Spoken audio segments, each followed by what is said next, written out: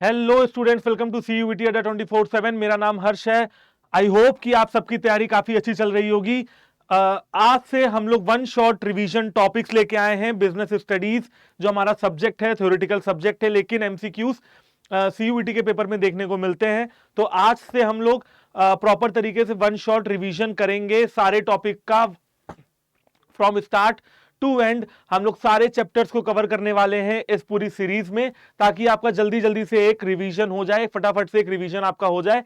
और CUT के paper के पहले कुछ MCQs या अदर सेशंस भी मैं जो है आपके सामने लाऊंगा। तो आइए शुरू करते हैं। आज का टॉपिक है हमारा nature and significance of management, जो हमारे बिजनेस स्टडीज में सबसे पहला चैप्टर होता है। बेसिक चैप्टर है, बिल्कुल बेस आपका तैयार होना चाहिए, ताकि आप आगे के जो मैनेजमेंट के फंक्शंस हैं, जैसे कि प्लानिंग, कंट्रोलिंग, स्टाफिंग, डायरेक्टिंग, है ना, आप इन सारे मैनेजमेंट के फंक्शंस को काफी अच्छे तरीके से पढ़ पाओ। तो भाई इसी सीरीज में फिर आगे बढ़ रहे हैं। चैप्टर का नाम आपके सामने है, nature and significance of management. और सबसे पहली चीज कि भाई मैनेजमेंट क्या होता है। बच्चों के मन में सवाल ये आएगा कि भाई व्हाट इज मैनेजमेंट, राइट। तो बच्चों, मैनेजमेंट का मतलब ये होता है, सबसे पहले तो आप ये समझ लो कि मैनेजमेंट में आता है मैनेज, ठीक है ना। मैनेज, भाई मैनेज मतलब क्या होता है। मैनेज मतलब चीजों को थोड़ा सा उनके ऊपर देख रेख करना, ये इंश्योर करते रहना कि आपकी सारी चीजें जो ऑर्गेनाइजेशन में हो रही हैं, चाहे वो आपका कोई काम है, कोई वर्क है, पीपल से रिलेटेड चीजें, लोगों से रिलेटेड चीजें, या कोई अदर थिंग्स हैं, उन पे आप पूरी तरीके से उनको मैनेज करके चल रहे हो, उनको संभाल के चल रहे हो, ठीक है ना। तो ये हो गया मैनेज। मैनेजमेंट कैसे बन रहा है, मैनेज हो गया। एक आपका हो गया मैन। मैन का मतलब बच्चों ये है कि भाई आपको लोगों को मैनेज करना है, ठीक है ना। आपको लोगों को मैनेज करना है। भाई आपने मशीन्स ले आए, आप अपनी कंपनी में आपने प्रोडक्शन अच्छे से शुरू कर दिया है, बट उसके लिए आपके पास एम्प्लॉइज नहीं है। तो बच्चों वहां पे क्या होगा, वहां पे फिर उन मशीन्स को चलाने के लिए एम्प्लॉइज आपके पास नहीं है, तो वहां पे आपका प्रोडक्शन एक्टिविटी बहुत अच्छे से स्टार्ट नहीं हो पाएगा, या आप कंटिन्यूअस ग्रोथ नहीं कर पाओगे। और फिर टी में आ गया आपका थिंग्स, राइट। टी में आ गया आपका थिंग्स। तो आपको मैनेज करना है दो चीजों को, एक तो आपको लोगों को मैनेज करना है और थिंग्स को मैनेज करना है। थिंग्स में बच्चों दो चीजें होती हैं, एक आपका वर्क होता है, ठीक है, और एक आपका ऑपरेशंस होता है। Management of work and management of operations. भाई आपको क्या ऑब्जेक्टिव्स अचीव करने हैं, उससे रिलेटेड कोई काम है। ऑपरेशंस, जैसे कि मान लीजिए मैंने पढ़ाने के बारे में सोचा है, तो जो भी पढ़ाने के पीछे बैकग्राउंड है, मैं आपके लिए कंटेंट जो है बनाऊंगा, फिर क्लास में आऊंगा, पढ़ाऊंगा, तो ये पूरा ऑपरेशंस की पूरी प्रोसेस होती है, राइट। तो जल्दी से एक डेफिनेशन भी हम लोग देख लेते हैं, क्या पता क्वेश्चन ऐसा आ जाए। स्टैटिक क्वेश्चन कहते हैं, जहां पे आपसे डेफिनेशन पूछी जा सकती है कि ये मतलब ऐसा थोड़ा चांस कम है, लेकिन हम फिर भी अपनी तरीके से, अपनी तरफ से हम क्यों कोई भी चांस हम छोड़ें कि हमारा क्वेश्चन गलत हो जाए। हम पूरी पूरी ये कोशिश करेंगे कि सारे क्वेश्चन हमारे सही हो। तो हैरोल्ड कुंट्ज की ये एक डेफिनेशन है मैनेजमेंट की। क्या कहती है डेफिनेशन कि management is an art of getting things done through and with the people in formally organise groups. कि भाई मैनेजमेंट क्या होता है, management is an art of getting things done through and with the people in formally organised groups. देखो भाई यहां पे ये कहा जा रहा है बच्चों कि मैनेजमेंट सब कुछ आपको अकेले नहीं करना है, आपको फॉर्मली ऑर्गेनाइज जो है ग्रुप बनाने हैं और लोगों से काम निकलवाना है। आपसे आपको क्या करना है, आपको लोगों को एम्प्लॉयमेंट देनी है और अपना काम आपको डेलीगेट कर देना है। लोग आपके लिए काम करेंगे, आपकी ऑर्गेनाइजेशन के लिए काम करेंगे, आपके एम्प्लॉइज, लेबरर्स एंड वर्कर्स आपके लिए काम करेंगे, सारा काम आपको नहीं करना है, राइट। तो people in formally organise group, ठीक है ना। तो ये हो गया आपका मैनेजमेंट का फंक्शन। फिर आता है आपका इफेक्टिवनेस एंड एफिशिएंसी। भाई ये इफेक्टिवनेस एंड एफिशिएंसी क्या होता है, देखो बच्चों, जब आप जॉब को कंप्लीट करते हो, ठीक है ना, on time, no matter what is the cost. जब आप अपनी जॉब को कंप्लीट करते हो, समय पे कंप्लीट करते हो, इससे फर्क नहीं पड़ता है कि कॉस्ट कितनी लग रही है, तो उसे हम लोग कहते हैं इफेक्टिवनेस। और अगर एफिशिएंसी बात करें तो it refers to the complete the job in the cost effective manner. जब आप उसमें कम पैसों में काम कर देते हो, आप कॉस्ट एफिशिएंट हो, भाई आप खर्चा कम करवा रहे हो, प्रोडक्शन ज्यादा कर रहे हो, राइट। तो ये हो जाएगा आपका एफिशिएंसी। फिर आता है objective is to achieve end results on time. भाई यहां पे आपको ऑब्जेक्टिव क्या है, आपका ऑब्जेक्टिव है कि आपको अपने रिजल्ट्स को टाइम पे अचीव करना है, बिल्कुल समय पे अचीव करना है, तो ये हो गया आपका ऑब्जेक्टिव इफेक्टिवनेस का। जबकि यहां पे क्या है, यहां पे आपको कॉस्ट बेनिफिट देखना है कि भाई मैं 10 रुपए लगा रहा हूं और 100 रुपए का सामान प्रोड्यूस कर ले रहा हूं, तो ये मेरा कॉस्ट बेनिफिट एनालिसिस हो गया है ना। मैं 5 रुपए लगा के 100 रुपए का सामान प्रोड्यूस कर ले रहा हूं, मेरा कॉस्ट बेनिफिट और अच्छा हो रहा है। आप समझ रहे हो, जहां पहले 10 रुपए खर्च हो रहे थे आज वहां 5 ही रुपए खर्च हो रहे हैं, तो मेरी एफिशिएंसी लगातार बढ़ती जा रही है। फिर यहां आता है, यहां पे जो समय है, टाइम है, वो है बच्चों मेन कंसिडरेशन। लेकिन एफिशिएंसी में cost is the main consideration. भाई एफिशिएंसी में cost is the main consideration, right. तो ये हो गया आपका टॉपिक। जल्दी से बात कर लेते हैं मैनेजमेंट के कैरेक्टरिस्टिक्स की। तो सबसे पहला कैरेक्टरिस्टिक्स जो मैनेजमेंट का हमको देखने को मिलता है वो है management is goal oriented process. भाई देखिए, आपने एक कंपनी खोली है, आपने कोई ऑर्गेनाइजेशन खोली है, तो बातचीत करने के लिए तो नहीं खोली होगी, पंचायत करने के लिए तो नहीं खोली होगी, आपने खोली होगी किसी गोल को, किसी ऑब्जेक्टिव को अचीव करने के लिए, राइट। तो आप कोई भी ऐसा काम करते हो, मैनेजमेंट करते हो अपने ऑर्गेनाइजेशन में, लोगों का, वर्क का और पीपल का, ऑपरेशंस का, तो आपके दिमाग में एक ही बात चलती रहती है कि भाई हमें गोल अचीव करना है। अगर आप सीयूईटी की तैयारी कर रहे हो तो आप अपना समय अगर वीडियोस देखने में और किताबों में अगर इन्वेस्ट कर रहे हो, तो आपका गोल क्या है? आपका गोल है बच्चों पेपर को क्रैक करना। आप पेपर को क्लियर करके फिर किसी अच्छी यूनिवर्सिटी, किसी अच्छे कॉलेज में एडमिशन लेना चाहते हो, राइट। तो इसी वजह से कहा जा रहा है कि मैनेजमेंट एक गोल ओरिएंटेड प्रोसेस है। भाई आपको गोल को ध्यान में रखते हुए अपने मार्ग पे आगे चलना है, राइट। इसके बाद आता है बच्चों मैनेजमेंट इज ऑल परवेसिव। भाई management can be seen at all levels of management, ठीक है ना, एट ऑल लेवल्स, ठीक। चाहे वो बच्चों टॉप लेवल हो, चाहे वो मिडिल लेवल हो, चाहे वो आपका लोअर लेवल हो, हर लेवल पे आपको मैनेजमेंट देखने को मिलेगा। तो भाई मैनेजमेंट इज ऑल परवेसिव। अच्छा एक बात और, भाई मैनेजर को भी ये समझना होगा कि मुझे एम्प्लॉयज की जरूरत है, और एम्प्लॉयज को भी ये समझना होगा कि कंपनी के मैनेजर्स, मतलब हम कंपनी के मैनेजर्स और ओनर जो हैं वो हमारे लिए भी जरूरी है, क्योंकि वही हमें एक काम अलॉट करेंगे, उन्हीं को हमें रिपोर्ट करना है, और वही हमारी ग्रोथ में भी सहायता देंगे, वो भी ग्रोथ में भी साथ देंगे। तो management is all pervasive. Management her level पे देखा जा सकता है, चाहे वो टॉप लेवल हो, मिडिल लेवल हो या लोअर लेवल हो, राइट।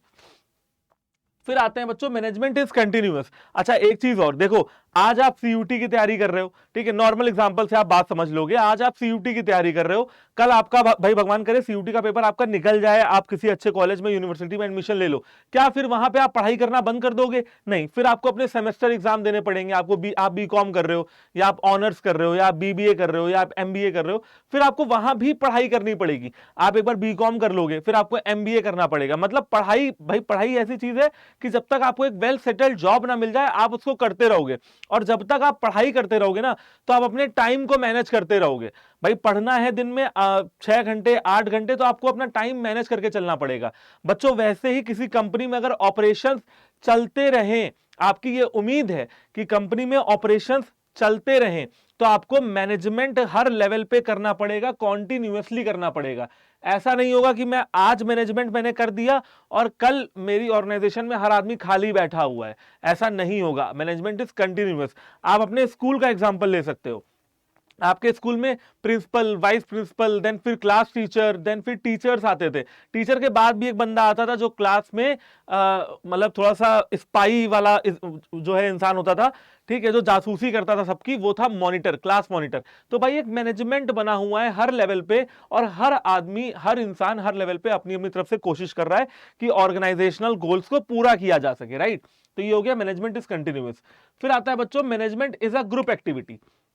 भाई देखो, जो लोग बहुत एफिशिएंट होते हैं, ठीक है ना, जो लोग बहुत एफिशिएंट होते हैं, जिनको लगता है कि वो सारे काम खुद ही कर लेंगे, ठीक है। तो मुझे भी एक समय पे लगता था कि भाई मैं किसी ऑर्गेनाइजेशन में अगर हूं तो मैं सब कुछ खुद ही कर लूंगा, लेकिन कहीं ना कहीं ये चीजें सही नहीं है। आपको अपने काम को डेलीगेट करना पड़ेगा, आपको अपने काम को बांटना पड़ेगा। जो अपर लेवल ऑफ मैनेजमेंट होता है, टॉप लेवल ऑफ मैनेजमेंट होता है, उसको अपने आप को थोड़ा खाली करना पड़ेगा, ताकि वो ये सोच सके कि कंपनी को आगे कैसे बढ़ाना है। जब वो ये सोच लेगा कि आगे कैसे बढ़ाना है, तो फिर वो काम बताएगा मिडिल लेवल और लोअर लेवल ऑफ मैनेजमेंट को। तो आप समझ गए होंगे बेसिकली जो वर्क है, जो काम है किसी भी कंपनी में प्रोडक्शन का या किसी भी सर्विस देने का, तो वो किसका है? वो है मिडिल लेवल और लोअर लेवल का। टॉप लेवल का काम है सिर्फ सोचना। अगर टॉप लेवल ऑफ मैनेजमेंट काम करने लगेगा ना, तो सब कुछ बिगड़ जाएगा। तो management is a group activity, भाई सभी को साथ लेके चलना है, कोऑर्डिनेशन करनी है, कोऑपरेशन करनी है, सारी स्थितियों को, परिस्थितियों को समझ के आगे बढ़ना होगा। फिर आता है मैनेजमेंट इज मल्टी डायमेंशनल। जैसा कि मैंने आपको बताया कि मैनेजमेंट सिर्फ लोगों का नहीं होता है भाई, management of work, management of people and management of operations. आप लोगों का भी मैनेजमेंट करते हो, वर्क का भी मैनेजमेंट करते हो और ऑपरेशंस का भी मैनेजमेंट आप करते हो। ऑपरेशंस माने कि भाई अगर आपकी कंपनी में, मान लो आपकी कार मैन्युफैक्चरिंग कंपनी है, आप कार प्रोड्यूस कर रहे हो, तो सबसे पहले आप लोहा लाओगे, फिर देन उसको ढालोगे, मतलब उसका शेप आपका बनेगा, फिर आप उसमें टायर लगाओगे, म्यूजिक सिस्टम लगाओगे, चेयर लगाओगे, है ना, सीट कवर वगैरह लगाओगे। तो धीरे धीरे मतलब ये लेंदी प्रोसेस है, तो आपको ऑपरेशंस करने पड़ेंगे। फिर आप गाड़ी को पेंट करोगे, तो अलग अलग अलग अलग आपको ऑपरेशंस एक गाड़ी को मैन्युफैक्चर करने के लिए करने ही पड़ेंगे।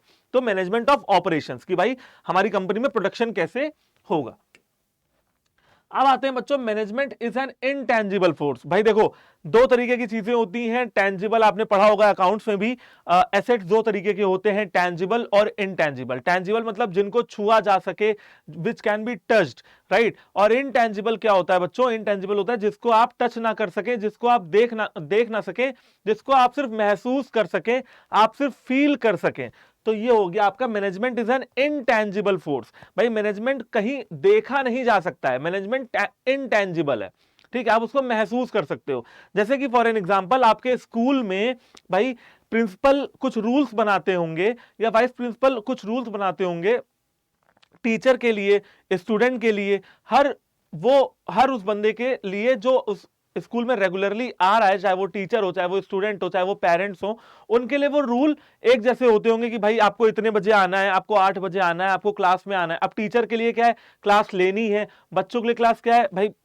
बच्चों के लिए रूल क्या है कि आपको क्लास में जाके बैठ जाना है। आपने देखा होगा स्कूल में लेट होते हैं तो फाइन वगैरह भी पड़ता है, ठीक है। फिर आपकी असेंबली होती है जहां पे आप प्रेयर करते हो। तो ये सारी चीजें क्या है? रूल में है और एक मैनेजमेंट में चलता जा रहा है। अब अगर ये चीज कॉपी पे लिख दी जाए या कहीं आपको देखा, मतलब आप कहीं देख नहीं सकते हो, ये इनटैंजिबल फोर्स है मैनेजमेंट का, राइट। इसके बाद आते हैं बच्चों, management is a dynamic function.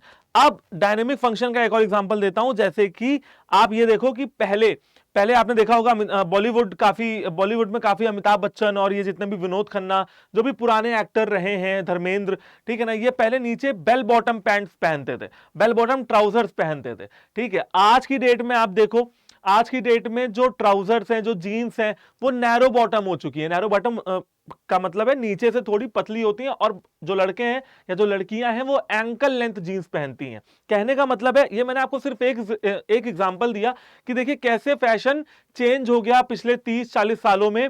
Bell bottom काफी फेमस ट्राउजर्स हुआ करती थी और आज बेल बॉटम बिल्कुल आपको नहीं दिखेंगी। तो ये केस स्टडी भी है, ठीक है ना। इसके अलावा बहुत सारे ऐसे एग्जांपल हैं, देखिए जैसे कि दवाइयां पहले आपको केमिस्ट शॉप पे ही बिकती हुई नजर आती होंगी, लेकिन आजकल देखिए फार्मेसी, 1mg, नेटमेट्स, ये सारी कंपनियां आ गई हैं मार्केट में जो आपके घर तक दवाइयां डिलीवर करके जा रही हैं। मतलब किसी ने सोचा भी नहीं था कि दवाइयां घर तक डिलीवर होंगी, ठीक है। आपको एक प्रिस्क्रिप्शन का पर्चा लगाना होता है और दवाइयां आपके एकदम डोर स्टेप पे आ जाती हैं, राइट।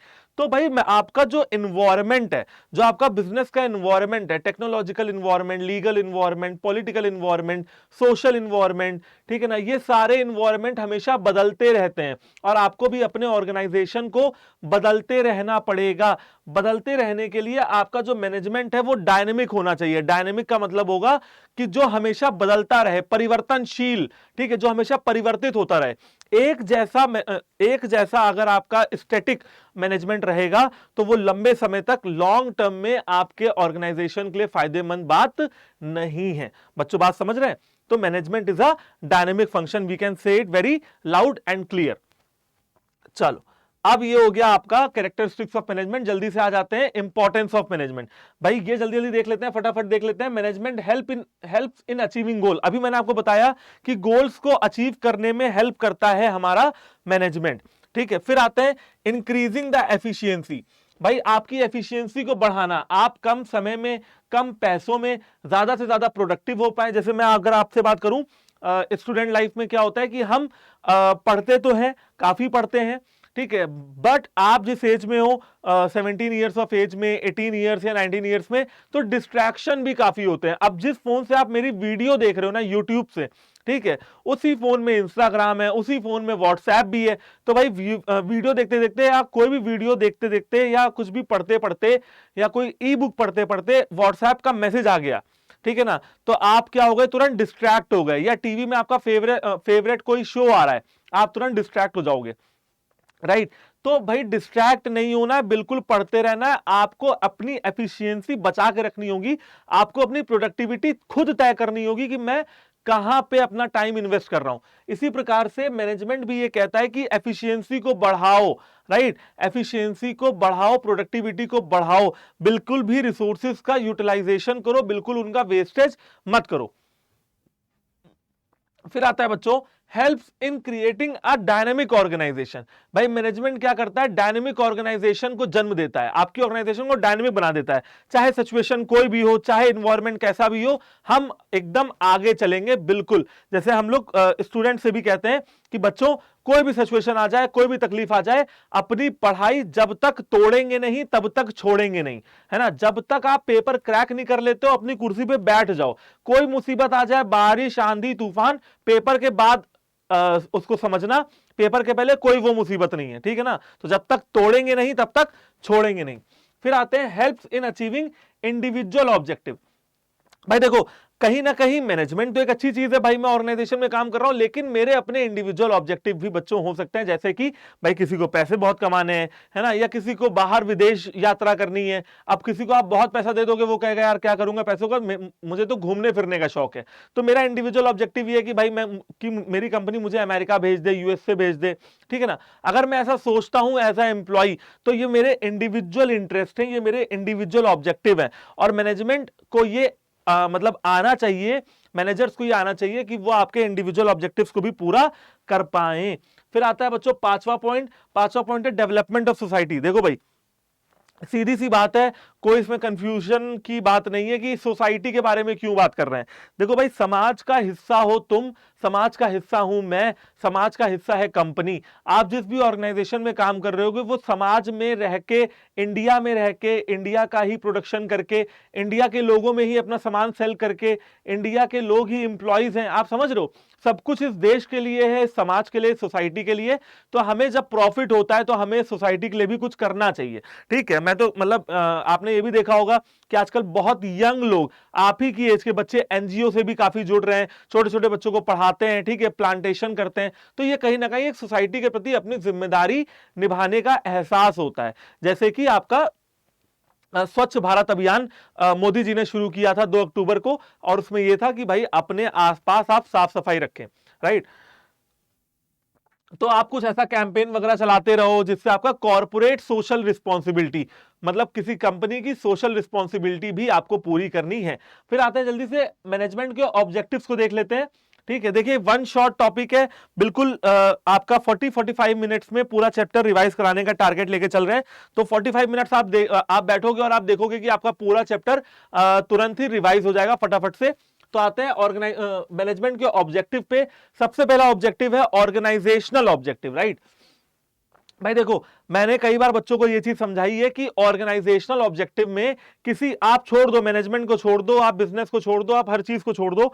आप मेरे को बच्चों ये बताओ कि किसी भी इंसान के लिए सबसे जरूरी काम क्या है, ठीक है। आप बच्चे कहेंगे कि सर इंसानों के लिए सबसे जरूरी है खाना खाना, इंसानों के लिए सबसे जरूरी है पढ़ाई करना, पैसे कमाना। लेकिन भाई आप कॉमन सेंस लगा के देखो, लॉजिक लगा के देख लो, इंसान के लिए या किसी एनिमल के लिए, मैन के लिए, किसी के लिए भी सबसे ज्यादा जरूरी क्या है, सर्वाइवल, कि वो जिंदा रहे, राइट। भाई इंसानों के लिए, हमारे लिए सबसे पहला इंपॉर्टेंट टास्क क्या है कि हमें जिंदा रहना है कैसे भी करके, ठीक है ना। फिर उसके बाद आती हैं आपकी बेसिक नीड्स, भाई मुझे रोटी कपड़ा मकान चाहिए, फूड शेल्टर, है ना, और क्लोथ चाहिए, फिर मेरे को प्रॉफिट चाहिए, फिर मेरे को ग्रोथ चाहिए, ये सारी अलग अलग चीजें हैं, ठीक है। तो सबसे पहला ऑर्गेनाइजेशनल ऑब्जेक्टिव बच्चों क्या हो सकता है, सर्वाइवल। भाई सबसे पहले आपको क्या करना है, आपको सरवाइव करना है, आपको जिंदा रहना है। इतने कॉम्पिटेटिव मार्केट में आपको अपनी जगह बनानी है। आप सीयूटी का पेपर क्यों दे रहे हो? क्योंकि आपको ये जो इतनी जनता है, ये जो इतनी भीड़ है बच्चों की, आपको उस भीड़ में से अलग हटकर खड़े होना है, राइट? कि आपकी एक अलग पहचान बने। कोई भी भीड़ में शामिल आज की डेट में नहीं होना चाहता है। तो सबसे पहले तो सर्वाइवल, ठीक है, कि आप इतने टफ मार्केट में अलग से अपनी अलग पहचान लेके खड़े हुए हैं। फिर आता है बच्चों प्रॉफिट। भाई सर्वाइवल हो गया, अब पैसे कमाने हैं भाई, है ना? जैसे मैं जिंदा हूं तो अब मैं काम करूंगा, अब मैं खाना खाऊंगा, तो वो दूसरा हो गया कि भाई मेरे को पैसे कमाने, तो मतलब प्रॉफिट। अच्छा प्रॉफिट भी होने लगा, पैसा भी कमाने लगा। तो कल मैं कमा रहा था 2000 रुपए, अब आज मेरी इच्छा करेगी ना कि 2000 से 4000 हो जाए, ठीक है? तो आपने कई लोगों को कहते भी सुना होगा कि पैसे से किसी का मन नहीं भरता, पेट नहीं भरता। बिल्कुल सही बात है भाई। आज आप 2000 भी नहीं कमा रहे हो, कल आप 2000 कमाओगे, परसों सोचोगे 4 कमा लूं, ठीक है? अभी साइकिल भी नहीं है, जब साइकिल हो जाएगी तो सोचोगे बाइक ले लूं, बाइक हो जाएगी तो सोचोगे कार ले लूं, कार हो जाएगी तो सोचोगे फ्लाइट से सफर करूं। तो है ना, आपकी इच्छाएं नेवर एंडिंग है। तो ग्रोथ भी अपनी एक इच्छा में ही आता है, ये ऑर्गेनाइजेशनल ऑब्जेक्टिव है। आगे बढ़ते हैं भाई। फिर आता है बच्चों सोशल ऑब्जेक्टिव। जैसा कि मैंने आपको बताया कि आप सोसाइटी में रहते हो तो आप सोशल ऑब्जेक्टिव्स को पूरा करते रहो। 2-4 सोशल ऑब्जेक्टिव मैं आपको जल्दी जल्दी बता देता हूं, आप उसको नोट भी कर सकते हो। पॉल्यूशन नहीं करना है, ठीक है ना? प्रदूषण से दूर रहना है। भाई दिल्ली जैसे शहर में, मुंबई जैसे शहर में, कानपुर जैसे शहरों में जहां पे पॉल्यूशन का लेवल काफी ज्यादा हो गया है, और दिल्ली, कानपुर, यहां पे सब इंडस्ट्रियल एरिया भी है, ठीक है ना? तो बच्चों दिल्ली, कानपुर और ये जितने भी इलाके हैं जहां पे इंडस्ट्रियल एरिया है, या कहीं पे भी आप अगर ऑर्गेनाइजेशन रन कर रहे हो, अगर आप इंडस्ट्री रन कर रहे हो, तो आपने बच्चों ने पढ़ा भी होगा air pollution, water pollution, noise pollution, है ना? तो ये सारे तरीके के पॉल्यूशन आपको बिल्कुल भी नहीं करने हैं।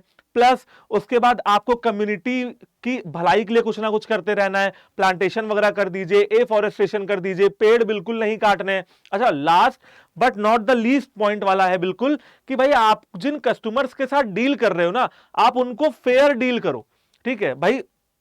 अगर आपका कस्टमर आपको 100 रुपए देके कोई सामान खरीद रहा है बच्चों, तो उसके साथ धोखाधड़ी नहीं होनी चाहिए। उसको 100 रुपए का वैल्यू आप डिलीवर करो, ठीक है? उसका पूरा ध्यान रखो कि वो सामान हार्मफुल तो नहीं है। वो घर ले गया तो उससे एक बार फीडबैक ले लो कि हाँ भैया ये सामान जो आप लेके गए थे ये अच्छा लगा आपको कि नहीं लगा। आफ्टर सेल सर्विस देते रहो। जैसे आपका फोन खराब हो जाता है तो आप कहां जाते हो? सर्विस सेंटर जाते हो। अगर 1 साल आपका नहीं हुआ है तो वारंटी में होता है आपका फोन, आप सर्विस सेंटर चले जाते हो। तो ये सारे सोशल ऑब्जेक्टिव में आते हैं। तो मैंने आपको 3-4 बता दिए भाई। पॉल्यूशन कम करना है, एफॉरेस्टेशन करना है, डिफॉरेस्टेशन नहीं करना है, ओल्ड एज होम जा सकते हो, प्लांटेशन कर सकते हो। तो ये सारी चीजें। बाकी कस्टमर को फेयर डील देनी है, कस्टमर्स को हैप्पी रखना है, सेटिस्फाइड रखना है। फिर आता है बच्चों पर्सनल ऑब्जेक्टिव। भाई देखो, जो आपके ऑर्गेनाइजेशन में लोग काम कर रहे हैं उनका बैकग्राउंड अलग अलग है, उनकी एजुकेशनल क्वालिफिकेशन अलग अलग है, उनके एक्सपीरियंस अलग अलग है। सही बात है ना भाई? अगर किसी ऑर्गेनाइजेशन में 10 लोग काम कर रहे हैं तो 10 का एजुकेशनल बैकग्राउंड, एक्सपीरियंस, नॉलेज, ये सब कुछ अलग अलग होगा बच्चों, ठीक है ना? फैमिली बैकग्राउंड भी अलग होगा। तो यहां पे आपको यह देखना है कि भाई मैनेजमेंट तो हमारा ऑर्गेनाइजेशनल ऑब्जेक्टिव्स को अचीव करे, साथ ही साथ जो लोग हमारे यहां काम कर रहे हैं उनके भी ऑब्जेक्टिव्स का ध्यान रखा जाए। दैट्स इट, ठीक? अब आते हैं, ये देखो, ये बहुत खूबसूरत सा चार्ट आपके सामने है जिसमें यह बताया जा रहा है कि management as science, management as art and management as a profession. कई बार पढ़ चुके होंगे, लेकिन आज एक बार रिवाइज भी कर लो ताकि सीयूईटी के पेपर में बिल्कुल भी आपसे कोई भी गलती के चांसेस ना रह जाएं।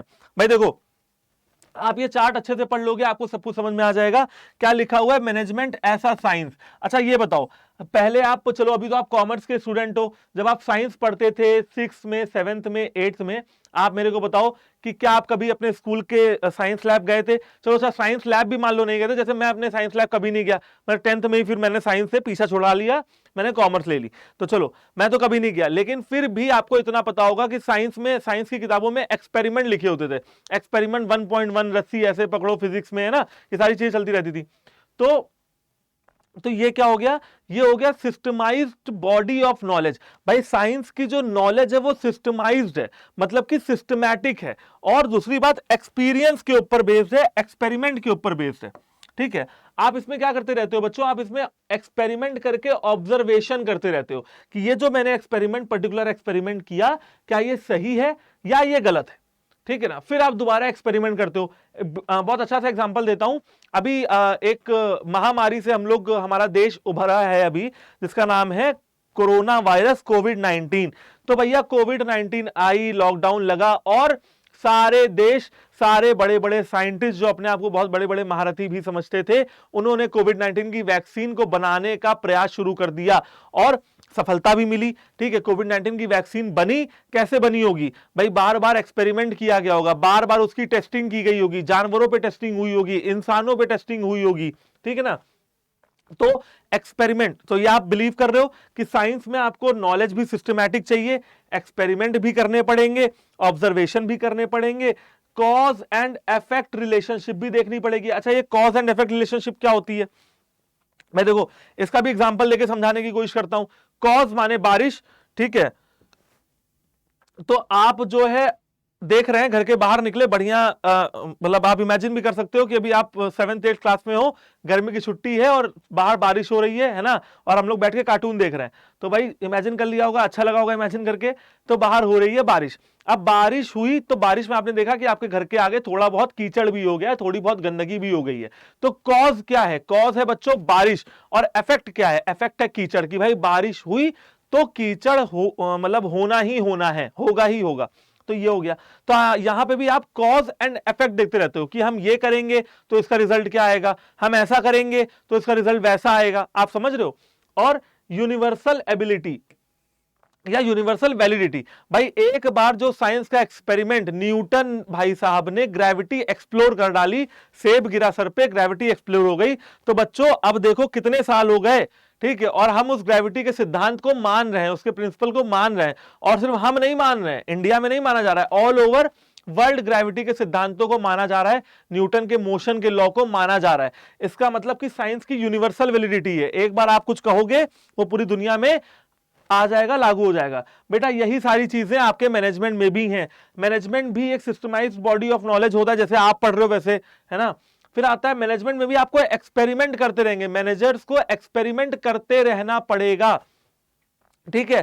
तभी मैनेजर को पता लगेगा कि सबसे अच्छा अल्टरनेटिव कोर्स ऑफ एक्शन क्या है, ठीक है भाई। मैंने मैगी बनाई, आजकल आप देख रहे हो कि मैगी बड़े अतरंगी तरीकों से बन रही है, चॉकलेट मैगी है ना, या कुरकुरे मैगी, ठीक है, बर्गर मैगी। तो आपने 10 तरीके की मैगी बना के देख ली, और फिर आपको पता लगा कि यार नहीं, जो मम्मी बनाती थी ना, ठीक है, कुछ नहीं डालती थी उसमें, प्याज डाली, नमक नमक डाला और मैगी तैयार हो जाती थी, वही सबसे अच्छी मैगी है। तो ये कैसे पता लगा, ठीक है। अब इंसान के अंदर खुजली है, जब तक एक्सपेरिमेंट कर नहीं लेगा तब तक उसको पता नहीं लगेगा, ठीक है। तो इसका मतलब मैनेजमेंट एक्सपेरिमेंट का है।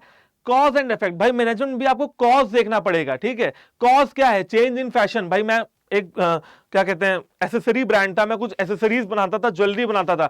मैंने देखा कि ज्वेलरी ब्रांड में भाई बहुत बहुत फटाफट से क्या हो जाता है, फैशन चेंज हो जाता है। जो महिलाएं पर्टिकुलर ज्वेलरी प्रोडक्ट को कल पसंद कर रही थी, हो सकता है कि आज पसंद ना करें, फिर मुझे क्या करना पड़ेगा, अपनी ज्वेलरी को तुरंत ही सेल आउट करना पड़ेगा और नई फैशन की, नई डिजाइन की ज्वेलरी को बनाना पड़ेगा। तो ये क्या हो गया भाई, कॉज एंड इफेक्ट, कि भाई कॉज क्या है, चेंज इन फैशन, इफेक्ट क्या है, मैंने तुरंत उसको इंप्लीमेंट कर दिया, मैंने पुरानी ज्वेलरी को सेल वेल में सोल्ड आउट कर दिया, अब मैंने नई ज्वेलरी का प्रोडक्शन का ऑर्डर भी दे दिया। फिर आता है बच्चों यूनिवर्सल वैलिडिटी, कि भाई आपका मैनेजमेंट जो है, अब आप मेरे को बताओ कि न्यूटन के 3 लॉ ऑफ मोशन पूरी दुनिया में माने जाते हैं, चलो आई एग्री माने जाते होंगे, ठीक है। लेकिन मैं ये भी तो इस सच से भी तो नहीं भाग सकता हूं कि हेनरी फेयोल सर के 14 प्रिंसिपल ऑफ मैनेजमेंट भी पूरी दुनिया में माने जाते हैं, आपने पढ़े भी होंगे, अगला टॉपिक भी है, पढ़ना है, प्रिंसिपल ऑफ मैनेजमेंट पढ़ा है ना, ठीक है। तो हेनरी फेयोल सर के 14 प्रिंसिपल ऑफ मैनेजमेंट और टेलर साहब के, FW टेलर साहब के 4 साइंटिफिक प्रिंसिपल्स ऑफ मैनेजमेंट भी पूरी दुनिया में माने जाते हैं। तो जिस तरीके से साइंस पूरी दुनिया में मानी जाती है, इसी तरीके से मैनेजमेंट का डंका भी पूरी दुनिया में बजता है बच्चों, ठीक है। फटाफट से आ जाते हैं मैनेजमेंट एज एन आर्ट पे आते हैं। भाई आर्ट क्या होती है, आप बिल्कुल आसान भाषा में समझाता हूं, आर्ट क्या होती है, आर्ट होती है कला, ठीक है ना। आप कला में माहिर कैसे होते हो, बार बार प्रयास करें, बार बार प्रयास करके, ठीक है। तो एक कहावत भी है कि करत करत अभ्यास ते जड़मती हो तो सुजान, कि भाई अगर आप बार बार अभ्यास करोगे तो जड़मती मतलब जिसकी मोटी बुद्धि भी है वो भी बहुत अच्छे से वर्क करने लगेगा, काम करने लगेगा। ठीक है, तो भाई कला ऐसे ही आती है। अगर आपको अच्छा गाना गाना है, जैसे सोनू निगम है, मेरे हिसाब से बहुत अच्छा सिंगर है, अरिजीत सिंह बहुत अच्छे सिंगर है, तो क्या एक ही दिन में गाना गाया अच्छे बन गए? नहीं, उसके लिए वो सालों से रियाज करते आ रहे हैं, 15-15 साल से रियाज कर रहे हैं। अगर कोई बहुत अच्छा गिटारिस्ट है, गिटार बजाता है, तो भाई वो 10 साल से गिटार बजा रहा है यार, वो उसकी प्रैक्टिस है ऐसी, राइट? तो ये सारी चीजें। या अगर कोई डांस अच्छा कर रहा है तो वो 10 साल से डांस अच्छा कर रहा है, तो बेटा ये हो गया आर्ट। आर्ट में क्या है? आर्ट में सबसे पहला चीज जो जरूरी है वो है क्रिएटिविटी, आपके पर्सनल स्किल्स, आपका टैलेंट आना चाहिए निखर के। और फिर हो गया आपका थ्योरेटिकल नॉलेज। आर्ट में भी थोड़ी बहुत पढ़ाई, थोड़ी बहुत थ्योरेटिकल नॉलेज भी लेनी पड़ती है। जैसे गिटार बजाने चले हैं तो सरगम की समझ होनी चाहिए, पता चला सारे गामा पा आता नहीं है और जो है गिटार लेके बैठ गए तो कोई मतलब नहीं है। ठीक है ना? इसी तरीके से बच्चों आर्ट की तरह मैनेजमेंट भी है। भाई मैनेजमेंट एज एन आर्ट का यही मतलब है बच्चों कि मैनेजमेंट भी कैसे आएगा। मुझे अगर कोई मैनेजर अभी बना दे कि भाई तुम हो गए मैनेजर, अब मुझे मैनेजमेंट कैसे आएगा? जब मैं मैनेजर की कुर्सी को थोड़े लंबे समय तक पकड़ के रखूंगा, बार बार एक्सपेरिमेंट करता रहूंगा, है ना? और जैसे कला में रोज रोज आपको प्रैक्टिस करनी पड़ती है, मैं भी मैनेजमेंट की प्रैक्टिस रोज रोज जब करता रहूंगा तो मैं भी एक्सपर्ट हो जाऊंगा, हो सकता है। ठीक है ना? और देखो क्या लिखा हुआ है, ठीक है, प्रैक्टिस मेक्स मैन परफेक्ट, कि भाई आपको परफेक्शन के लिए प्रैक्टिस करनी पड़ेगी। क्या? परफेक्शन के लिए आपको प्रैक्टिस करनी पड़ेगी। फिर आता है बच्चों last but not the least, management as a profession. देखो आपको कितने सारे एग्जांपल से मैं समझा रहा हूं, ठीक है? तो मतलब ये भी मेरा है कि इसके बाद जो भी सीरीज आएगी प्लीज आप उसके साथ भी जुड़िए। आपको पूरा जो बीएसटी है वो मैं वन शॉट में 40-45 मिनट्स में पूरा चैप्टर खत्म करने की कोशिश करूंगा। ठीक है, क्रक्स नोट्स भी आपके सामने लेके आया हूं। ठीक है ना? तो फिर आता है मैनेजमेंट एज अ प्रोफेशन। भाई देखो प्रोफेशन क्या होता है? अब जैसे कि मैं टीचर हूं तो मैं प्रोफेशन में हूं, भाई मैं किसी नौकरी में हूं, कोई रिस्पेक्टफुल जॉब कर रहा हूं, कुछ गलत काम नहीं कर रहा। डॉक्टर है, डॉक्टर के पास आप जाते हो, क्या डॉक्टर आपको कोई सामान बेचता है? नहीं, वो आपका इलाज करता है, आपको सलाह देता है। ठीक है, कंसल्टेंट है ना भाई, कंसल्टेंसी देता है वो। ठीक है, आप उससे कंसल्ट कराने जाते हो। ठीक है ना? फिर अगर आपका कोई इंजीनियर है, कोई सीए है, या अदर ये जितने भी सर्विस वाले एक्टिविटीज हैं, अगर आप उसमें हो तो आपको एक प्रोफेशन में माना जाएगा। तो भाई कोई भी बंदा प्रोफेशन में क्यों आया है? कहीं ना कहीं उसका ये भी रीजन है कि उसको पैसे भी कमाने हैं, क्योंकि भाई पैसे तो बहुत जरूरी है सभी के लिए, सबको अपना घर चलाना है। तो भाई सबसे पहले स्पेशलाइज्ड नॉलेज, ठीक है ना? जैसे कि एक प्रोफेशन में नॉलेज आपकी क्या होती है? स्पेशलाइज्ड होती है। अगर मैं बीएसटी पढ़ा रहा हूं तो मेरे को बीएसटी की थोड़ी बहुत समझ तो होगी ही। हालांकि एज अ टीचर मैं हमेशा ये कहता हूं कि मैं इस विषय का गुरु नहीं हूं, मैं अभी भी इस विषय का शिष्य ही हूं। ठीक है, क्योंकि इस विषय में इतना कुछ जानने के लिए कि भाई मैं अभी तक सब कुछ नहीं जान पाया हूं, लेकिन फिर भी मुझे अभी तक थोड़ी बहुत नॉलेज हो गई है। तो भैया स्पेशलाइज्ड नॉलेज होनी चाहिए, तो मैनेजमेंट भी होनी चाहिए। ठीक है, फिर आता है फॉर्मल एजुकेशन एंड ट्रेनिंग। अब अगर कोई डॉक्टर है तो उसको ट्रेनिंग मिली होगी, उसने पढ़ाई की होगी, इसी प्रकार से मैनेजमेंट में भी है। ठीक है, सर्विस मोटिव। भाई देखो क्या बताया मैंने, टीचर के अंदर पढ़ाने की ललक होनी चाहिए। ठीक है, एक इच्छा होनी चाहिए। ठीक है, डॉक्टर के अंदर इलाज करने की इच्छा होनी चाहिए। ठीक है ना? तो वैसे ही मैनेजमेंट में भी थोड़ा सर्विस मोटिव होना चाहिए कि हमें भी अपने एम्प्लॉइज को आसमान की बुलंदियों तक ले जाना है, हमें अपनी कंपनी को बुलंदियों तक ले जाना है, बिल्कुल, है ना? तो वो होता है सर्विस मोटिव। और फिर आता है बच्चों स्टैट्यूटरी बॉडी। भाई मैनेजमेंट भी एक आदमी के बस की बात नहीं है, 2-3 लोग होते हैं, स्टैट्यूटरी बॉडी होती है प्रॉपर। ठीक है ना? तो ये हो गया आपका पूरा chart, management is an art, science and profession. फटाफट से आते हैं। ठीक है, ये सारा उसका एक्सप्लेनेशन दे रखा है। चलो फटाफट से आते हैं अपने लास्ट टॉपिक की तरफ इस चैप्टर में, और काफी इंटरेस्टिंग टॉपिक है भैया, लेवल्स ऑफ मैनेजमेंट। अब आपने देखा होगा लेवल्स ऑफ मैनेजमेंट, मैंने मतलब बड़े सारे बच्चों को पढ़ाया है, और मैं हमेशा एक एग्जांपल मेरे दिमाग में आ जाता है। जैसे कि मैं हमेशा ये कहता हूं कि आज भी अगर मुझे अपने फादर से कुछ कहना होता है तो मैं उनके पास डायरेक्टली नहीं जाता हूं, मैं मम्मी के थ्रू जाता हूं। ठीक है ना? मैं मम्मी के थ्रू जाता हूं कि मम्मी से बोलता हूं कि पापा से ये बात पहुंचा दो, मेरी बात। ठीक है ना? तो ऐसा होता है। अब यहीं पे ही आपके यहां भी ऐसा शायद होता होगा या आप डायरेक्टली भी बात करते होगे, तो कहीं ना कहीं अगर एग्जांपल के थ्रू समझाना चाहूं तो फादर हमारे क्या हो गए, टॉप लेवल मैनेजमेंट, ठीक है। मदर क्या हो गई, मिडिल लेवल मैनेजमेंट हो गई, और मैं कौन हो गया, लोअर लेवल ऑफ मैनेजमेंट हो गया। भाई लेवल्स ऑफ मैनेजमेंट का यही मतलब है, टॉप लेवल का जो बंदा है, जो टॉप लेवल मैनेजमेंट पे है, वो कोचिंग दे रहा है, डेलीगेशन दे रहा है, वो अपने फैसलों को सुना रहा है। जबकि मिडिल लेवल वाला क्या कर रहा है, वो टीम बिल्डिंग कर रहा है, प्रॉब्लम सॉल्विंग कर रहा है, वो टीम को बना रहा है, वो किसी प्रॉब्लम का सॉल्यूशन फाइंड करने में अपना ध्यान लगा रहा है, ठीक है। टैलेंट डेवलपमेंट, भाई वो टैलेंट को डेवलप करवा रहा है। टैलेंट मतलब हमारे आपके जैसे लोग जो अभी नए नए काम करने आए, जो बिल्कुल अभी फ्रेश टैलेंट है ना, बिल्कुल यंग ब्लड है यूथ का, तो उसका टैलेंट डेवलपमेंट, ठीक है, ट्रेनिंग करवा रहा है, डेवलपमेंट करवा रहा है ना, on the job training, of the job training. Performance management, कि भाई कौन सा एम्प्लॉय कितना अच्छा काम कर रहा है, उसकी परफॉर्मेंस भी तो देखनी है, ठीक है। ये सारी चीजें हो गई। फिर आता है लोअर लेवल ऑफ मैनेजमेंट। देखो लोअर लेवल ऑफ मैनेजमेंट मतलब बेटा क्या कराता है, अपने जो वर्कर्स होते हैं उनको भी ट्रेनिंग देता है कि भाई ये मशीन ऐसे यूज करनी है, ये मशीन ऐसे यूज करनी है। इमोशनल इंटेलिजेंस, यार ये एक अच्छा पॉइंट मेरे को मिला, तो थोड़ा बहुत इसके ऊपर भी रोशनी डालता हूं। बच्चों इमोशनल इंटेलिजेंस का क्या मतलब होता है, आपने वैसे सुना होगा intelligent question, IQ level. IQ level बच्चों सिर्फ ये नहीं होता है कि आपको कितनी नॉलेज है, ठीक है। जैसे लोग कहते हैं न्यूटन का आईक्यू लेवल बहुत अच्छा था, तो आईक्यू लेवल सिर्फ का मतलब ये नहीं होता है कि आपको कितनी नॉलेज है, आपका कितना लॉजिकल एबिलिटी है, कितना रीजनिंग एबिलिटी है ना, क्या आपका कॉमन सेंस है। कहावत भी है कि common sense is not so common these days, ठीक है। खैर, तो भाई इसमें आता है बच्चों इमोशनल इंटेलिजेंस भी आता है। इमोशनल इंटेलिजेंस मतलब कि आपका आपकी भावनाओं पे कितना कंट्रोल है, आपका आपके सेंसेस पे कितना कंट्रोल है, दिमाग पे, टंग पे, ईयर पे, नोज पे, आई पे, ठीक है ना, एंड स्किन पे कितना ज्यादा कंट्रोल है। इमोशनल इंटेलिजेंस मतलब 5 इंद्रियों पे कितना कंट्रोल है, इंद्रियां आपने सुना भी होगा, ठीक है ना। तो इमोशनल इंटेलिजेंस, आप क्या बहुत ज्यादा भावुक तो नहीं है, या आप बहुत ज्यादा ग्लानि गिल्टी में तो नहीं रहते हैं, तो ये इमोशनल इंटेलिजेंस में भी आता है, ठीक है। तो भाई लेवल्स ऑफ मैनेजमेंट आप समझ गए होंगे। सबसे पहले बात कर लेते हैं फटाफट से टॉप लेवल मैनेजमेंट की। भाई टॉप लेवल मैनेजमेंट क्या देखता है, टॉप लेवल, अच्छा सबसे पहले ये बात कर लेते हैं कि टॉप लेवल ऑफ मैनेजमेंट के जो लोग होते हैं ना, जो टॉप लेवल में होते हैं, उनको बोला क्या जाता है, तो भाई उनको बोला जाता है board of directors, chief executive officer मतलब CEO, managing director, general manager मतलब GM, president etcetera,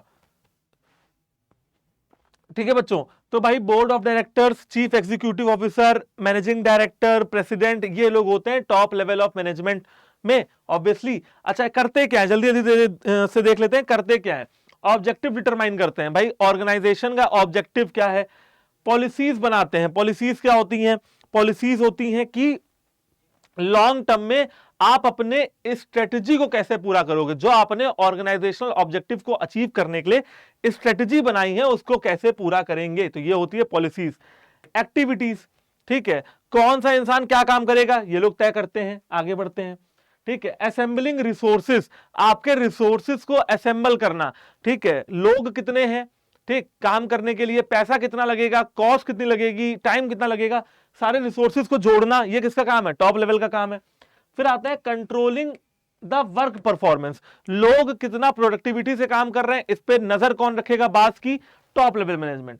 approving budget, sir ये पर्टिकुलर काम होना है, एक लैपटॉप खरीदना है, या कुछ हमें जरा टूर पे जाना है, जरा कुछ बजट दे दीजिए, आज सैटरडे है, आज वीकेंड पार्टी करनी है, तो लाइक कुछ बजट दे दीजिए, तो बजट रिलीज हो गया। भाई इसको क्या कहेंगे कि भाई ये लोग बजट भी रिलीज करते हैं। टॉप लेवल मैनेजमेंट के परमिशन के बिना ऑर्गेनाइजेशन में एक परिंदा भी पर नहीं मार सकता है। कुल मिला के बात इतनी सी है। फिर आते हैं बच्चों मिडिल लेवल मैनेजमेंट में। भाई मिडिल लेवल ऑफ मैनेजमेंट और क्या करता है, middle level of management top level management और लोअर लेवल मैनेजमेंट के बीच में एक पुल का, एक बांध का, एक ब्रिज का काम करता है, ठीक है। अच्छा इन लोगों को क्या बोलते हैं, किन पोजीशन से जाना जाता है, भाई इनको बोलते हैं divisional head, departmental head, deputy departmental head, superintendents operations management या ऑपरेशंस मैनेजर भी इनको बोला जाता है। ये उन पॉलिसीज को इंटरप्रेट करते हैं, इंप्लीमेंट करते हैं, जो पॉलिसीज किसने बनाई थी, टॉप लेवल ऑफ मैनेजर्स ने बनाई थी। तो interpreting policies, preparing organisational setup, भाई ये पूरे ऑर्गेनाइजेशन को पूरा सेटअप करते हैं कि यहाँ ये होना चाहिए, यहाँ ये होना चाहिए, यहाँ पे ये डिपार्टमेंट बैठेगा, ये एचआर डिपार्टमेंट है, ये प्रोडक्शन डिपार्टमेंट है, प्रोडक्शन ऐसे ऐसे होगा, ठीक है ना। अपॉइंटिंग एम्प्लॉय, भाई एम्प्लॉयज को अपॉइंट करने का काम टॉप लेवल मैनेजमेंट का तो है नहीं भाई। टॉप लेवल मैनेजमेंट के पास इतना टाइम नहीं है कि वो सबका इंटरव्यू लेते रहेंगे, सबका टेस्ट लेते रहेंगे, है ना, और पेपर में ऐड देते रहेंगे। ये काम किसको सौंप दिया जाता है? ये काम सौंप दिया जाता है मिडिल लेवल ऑफ मैनेजमेंट को। फिर आते हैं इशूइंग इंस्ट्रक्शन, भैया इंस्ट्रक्शन इशू करते रहो, 4 बजे खाना खाना है, 5 बजे पानी पीने का टाइम है, तो ये सारे इंस्ट्रक्शन कौन देगा? मिडिल लेवल मैनेजमेंट देगा। मोटिवेटिंग एम्प्लॉइज, अच्छा एक बात और, वर्कर्स जो है वो ज्यादा से ज्यादा हद से हद किसके पास जा सकते हैं अपनी शिकायत करने? मिडिल लेवल मैनेजमेंट के पास जा सकते हैं। तो मिडिल लेवल मैनेजमेंट का ये हक बनता है, ये राइट बनता है, या ये उनका कर्तव्य है कि वो जाएं और अपने एम्प्लॉइज को थोड़ा मोटिवेटेड रखें, हमेशा उनको समझाते रहे, बहलाते रहे। फिर आता है क्रिएटिंग कॉपरेशन। अच्छा, मिडिल लेवल ऑफ मैनेजमेंट का ये भी काम है कि भाई साथी हाथ बढ़ाना, आपस में सब कॉपरेट करके चले, आपस में सब मिलजुल के ऑर्गेनाइजेशनल ऑब्जेक्टिव को अचीव कर सकें। चलो अब आता है बच्चों लास्ट टॉपिक हमारा आज के सेशन का, जो कि है लोअर लेवल ऑफ मैनेजमेंट। और लोअर लेवल ऑफ मैनेजमेंट में क्या कहा जाता है? इनको कहा जाता है फोरमैन, आपने सुना होगा, functional foremanship, selection officer, section officer, superintendent, ठीक है, सुपरवाइजर्स, ये सारे लोग भी इनके मतलब ये इन सारे नामों से लोअर लेवल ऑफ मैनेजमेंट को यहां पे जाना चाहता है। अच्छा, सबसे पहला काम क्या करते हैं भाई? वर्कर कहां आएगा? वर्कर आएगा इनके पास अपनी शिकायतों को लेके। तो वर्कर्स के ग्रीवियांसेस को सुनना और उनको ये आश्वासन देना, उनको ये सहानुभूति देना कि आप चिंता मत करो, आपका जो है बिल्कुल से हम आपकी प्रॉब्लम्स पे सुनवाई करेंगे, हम आपकी प्रॉब्लम्स का निवारण करेंगे, समस्या का निवारण यहां पे होगा। इंश्योरिंग प्रॉपर वर्किंग इन्वायरमेंट, भाई प्रॉपर वर्किंग इन्वायरमेंट आपका तैयार हो जाए, ठीक है ना, कहीं किसी को कोई कंफ्यूजन ना हो, ऐसा ना हो कि कुछ पता ना हो कि भाई मशीन कहां रखी है, यूज कहां करना है, पैकेजिंग कहां होनी है, लेबलिंग कहां होनी है, ग्रेडिंग कहां होनी है, प्राइस कहां तय होते हैं, सैलरी कहां से आएगी, कोई भी कंफ्यूजन ना हो। अंतिम point, ensuring safety of workers, कि भाई वर्कर्स की सेफ्टी का ध्यान रखना है, किसी वर्कर को काम करते हुए, बड़ी बड़ी मशीन्स को हैंडल करते हुए कोई चोट ना लग जाए, कोई नुकसान ना हो जाए, ये सारी चीजें। एक दो पॉइंट इसमें शायद और होंगे, देखिए helping middle level management, middle level management को हेल्प करते रहने का काम भी लोअर लेवल ऑफ मैनेजमेंट का ही है, ठीक है। इनवाइटिंग सजेशन, भाई लोअर लेवल ऑफ मैनेजमेंट का काम है कि जब वर्कर्स आए, जब वर्कर्स लंच कर रहे हो तो उनको परेशान किया जाए, उनसे कहा जाए जरा कुछ बताओ कंपनी के बारे में, क्या तुम्हें लगता है सही है, ठीक है, सारा सब कुछ तुम्हारे हिसाब से है, हालांकि उसका कोई मतलब नहीं होता है, लेकिन सजेशन लेना बहुत जरूरी है, इसीलिए पता लग पाएगा कि कंपनी ग्रो कर रही है, कंपनी क्या अपने एम्प्लॉयज को, वर्कर को खुश रखने में काबिल है या नहीं है। फिर आता है बेटा last point, creating better human relation. और लोअर लेवल ऑफ मैनेजमेंट का काम यह है कि वो वर्कर्स के साथ, ठीक है, टॉप लेवल ऑफ मैनेजमेंट के साथ, मिडिल लेवल ऑफ मैनेजमेंट के साथ सामंजस्य बना के चले, ठीक है, और एक कॉपरेशन की भावना को पैदा करें। देखिए टॉप लेवल ऑफ मैनेजमेंट में कितने लोग होंगे? 4 लोग होंगे, 5 लोग होंगे, भाई ज्यादा से ज्यादा 10 लोग होंगे। मिडिल लेवल ऑफ मैनेजमेंट में कितने लोग होंगे? 5, 10, 20 लोग होंगे। लोअर लेवल ऑफ मैनेजमेंट में कितने लोग होंगे? हो सकता है 20 से 30 लोग हों, 50 लोग हों बड़ी कंपनी में, लेकिन वर्कर कितने होंगे? सोच के बताइए, वर्कर कितने होंगे? वर्कर कम से कम 400, 500, 1000 या उससे भी ज्यादा हो सकते हैं वर्कर या एम्प्लॉइज, ठीक है ना। तो भाई इनका काम है कि ह्यूमन रिलेशंस को थोड़ा एथिकल बना के रखा जाए, बातचीत करते रहा जाए, ठीक है, ये सारी चीजें। तो आज के लिए इतना ही। आज मैंने आपको मैनेजमेंट का जो nature and significance of management का जो पहला टॉपिक है बीएसटी का, वो आपको ऑलमोस्ट 45 मिनट्स में कवर कर दिया है, ठीक है ना। इसमें आपको importance, characteristics, features, lower level management और ये सारे level of management, management as a science, art and profession भी मैंने आपको पढ़ा दिया है। अगला जो हमारा सेशन होने वाला है काफी जल्दी आपको पता लग जाएगा। अगर आपको अभी भी कोई डाउट है तो आप नीचे कमेंट सेक्शन में अपने डाउट्स को पूछ सकते हो, मैं पूरी कोशिश करूंगा कि आपको रिप्लाई भी दूं, ठीक है। बाकी जुड़े रहिए हमसे और कॉमर्स की टीम से और हमारे सीयूईटी के चैनल से। चलो इसी तरीके से अपनी तैयारी करते रहो, बिल्कुल भी टाइम नहीं वेस्ट करना है। एमसीक्यू की प्रैक्टिस भी करवाऊंगा, एमसीक्यू की प्रैक्टिस अपने एंड से भी थोड़ी बहुत करते रहो। और अगर बोर्ड्स के लिए भी प्रिपेयर कर रहे हो तो बोर्ड्स के लिए भी काफी अच्छे से आपकी प्रिपरेशन चलती रहनी चाहिए। सबसे इंपॉर्टेंट बात है कि डिस्ट्रैक्शन जीरो होना चाहिए और आपके समय का यूटिलाइजेशन आपके पास सबसे ज्यादा होना चाहिए। बिल्कुल भी टाइम वेस्टिंग एक्टिविटीज से जरा 3-4 महीने दूर हो जाओ। व्हाट्सएप, इंस्टाग्राम अनइंस्टॉल कर दो, यूट्यूब रखो, यूट्यूब पे पढ़ाई करो, सारी पढ़ाई अपनी फोन पे एंड किताबों से आप करते रहिए। चलो ऑल द बेस्ट, ठीक है ना। Thank you very much for joining the session, bye bye.